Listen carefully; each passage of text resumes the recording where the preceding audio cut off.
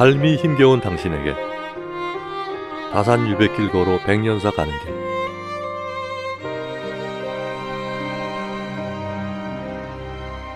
지구는 둥글고 사방의 땅은 평평하다.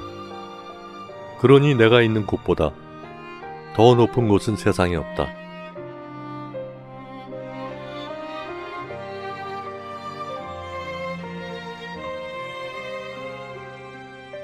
다산의 이 글을 처음 보았을 때 내 관자놀이는 짜릿했다. 전남 강진군 도안변 만덕리 다산 수련원 앞에서였다. 팻말에 쓰인 다산의 글에서 유배지에서의 비탄이나 적막감, 언제 죽을지 모른다는 불안감은 찾을 길 없이 당당했다. 이것이 실학이구나. 다산 정약용에 꽤 심취한 편이지만 이 두 줄만큼 실사구시를 제대로 응축한 문장은 읽지 못했다. 한참을 읽고 또 읽으니 불교에 관한 다산의 아르마리도 범상한 단계를 훨씬 넘어선 듯했다. 수처작주 입처계진, 지금 있는 그곳이 바로 진리의 세계이니 머무는 곳마다 주인이 되어라 라는 임재선사의 문장이 다산을 통해 다시 변주되고 있었다. 아니, 다산의 글은 외려 선어의 모호함을 뛰어넘어 자연과학의 번가는 명징성에 모던한 감각까지 획득하고 있었다. 간단한 그림 하나 그려보겠다.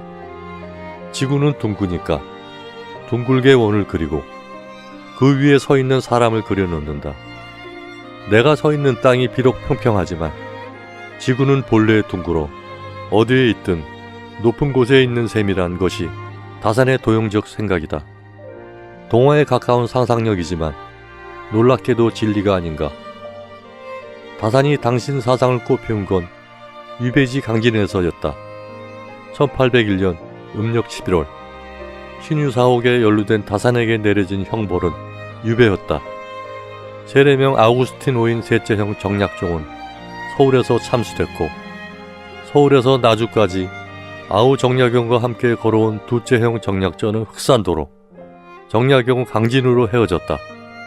그의 나이 40살 겨울이었으니 유배지에서 풀려난 57살 가을까지 강진에서 정확히 16년 9개월을 울분과 치욕으로 보냈다. 이 시기에 놀랍게도 그의 학문은 일생에서 가장 불타오른다. 저 유명한 목민심서, 경세유표, 흠음신서 같은 동백꽃이 나락의 땅에서도 홀홀 피어났으니 말이다. 동백꽃은 봄이 올 때 진다. 아니, 꽃이 지니까 봄이 온다.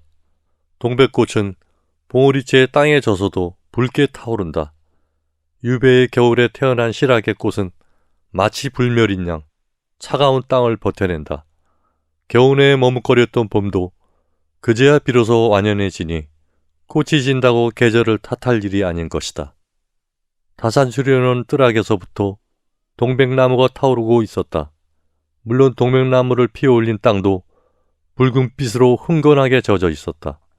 다산 초당으로 가는 길을 알리느라 정약용 남도 유백길이라고 적힌 노란 리본이 나무에 매달려 있었지만 굳이 그걸 보지 않아도 땅에 떨어진 동백꽃을 따라가면 될성 싶었다. 다산 수련원을 나서자 자작나무의 숲이처럼 희고 창백한 두축나무 숲이 길을 열었다.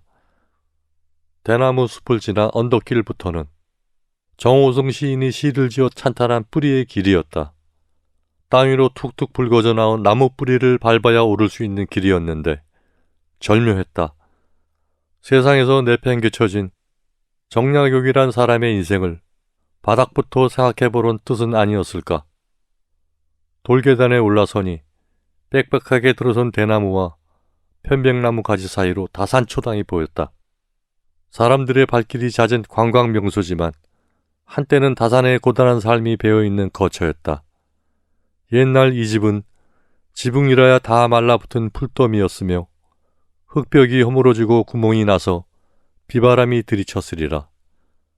강진에 온 다산은 강진 동문 밖에 있는 밥집 쪽방에서 4년을 버텼다가 강진 선빈 이학래의 집에 거처를 옮겼다. 그 후 3년 후인 1808년 봄 만덕산 기슭의 초가에 자리 잡았는데 바로 유배가 끝날 때까지 머무른 다산 초당이다. 다산은 초당 동쪽에 동암을 지어 기거했다. 물을 끌어다 인공연못을 만들어 물고기를 길렀으며 텃밭을 일고 남새도 길렀다. 앞마당의 평평한 바위돌은 숯불을 피워 초당 뒤편의 약천에서 기르온 물로 차를 다리던 부뚜막이다. 곳곳에서 생활의 냄새가 난다. 동암 오른편에 천일각이 있다. 다산 시절에는 없던 것이지만 다산은 이 자리에서 이즈음이면 봄빛이 자글자글 끓는 구광포를 내려다 봤으리라.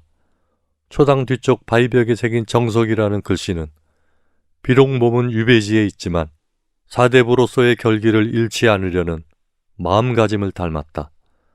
다산 초당에서 백년사 가는 이른바 다산 오솔길은 다산과 해장선사가 길을 오가며 교분을 나눴던 길이다.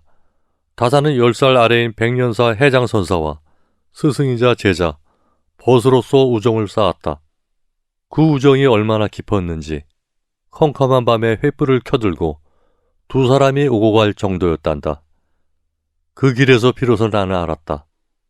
다산의 글에서 임제의 촌철살인이 풍겨온 까닭을.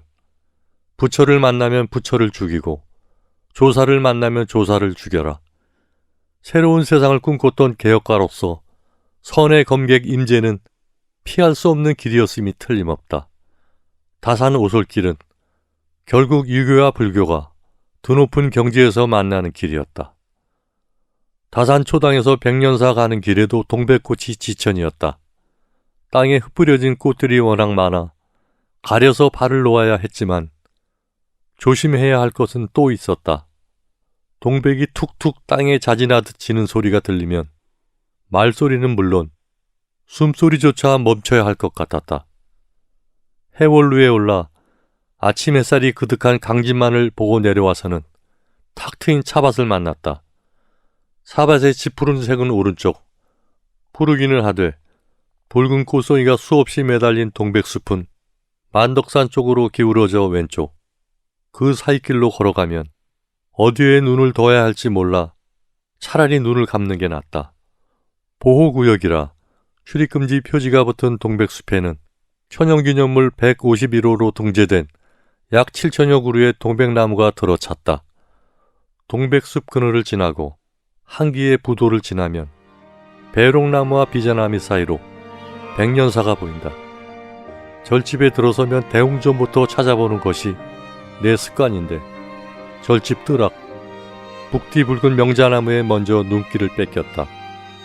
봄날의 백년사에는 꽃들이 다투어 피고 있었지만 동백꽃길을 걸어 백년사까지 오느라고 취할 만큼 취했으므로 눈앞이 몽롱했다. 단청이 벗겨진 대웅전은 수수하지만 이전은 고려 때 백성이 주인이 되는 불교로 거듭나자고 개혁운동을 주도했던 백년결사의 현장이다. 대웅전 기단을 쌓은 돌들에 특이하게도 철이 산화돼 주홍빛을 띠고 있었다. 어쩐지 그 기단 위에서 백년사를 찾아온 다산을 맞으러 해장 스님이 서 있는 것 같았다. 다산이 유배지에서 정말로 고통스러워했던 것은 무엇이었을까? 유배지에서보다 유배를 떠나기 전 천주교를 배교하고 세체형 정약종과 천주교 신자를 밀고 한 일이었으리란 이야기에 어쩐지 나는 더 수긍이 간다. 당군 이래 최고로 잘 사는 시대라면서도 이상하게도 삶이 힘들다. 최고의 이혼율, 최고의 자살률, 최고의 실업률. 혹시 당신도 이 최고 앞에 사는 것이 힘들진 않은가? 그렇다면 당신보다 훨씬 삶이 힘들었지만 죽을 힘을 다해 살았던 200년 전의 사람 다산, 그가 걸었던 유배길을 걸어보라. 그 길에서 어쩌면 희망이 보일지도 모르니.